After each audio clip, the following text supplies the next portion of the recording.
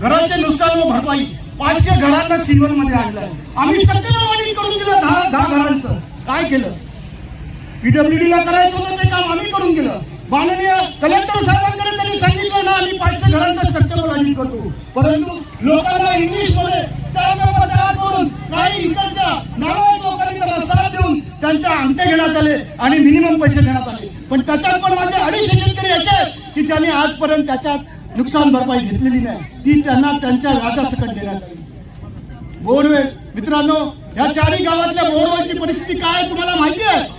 या 4 गावातले बोरवेल निष्कासित झालेले आहे. आमचं म्हणणं होतं, आम्ही कलेक्टर साहेबांना सांगितलं, त्यांनी ऍग्री केलं आणि ती बोरवेल फ्लश करून त्यांना पूर्ववत करून देण्यासाठी आश्वासन देऊनही एल&टीने ते काम केलेलं आहे. त्यांच्या विरुद्ध आमची लढाई आहे. अतिरिक्त जमिनीचा बेकायदेशीर ताबा आपल्या हद्दीतील शेतकऱ्यांना जर 5 गुंठे जागा घेतली असेल तर ऍक्टवर 10 गुंठे केले. 5 गुंठे जागा 3 वर्ष वापरतात, त्याचा मोबदला द्या आमचं म्हणणं आहे. आमचं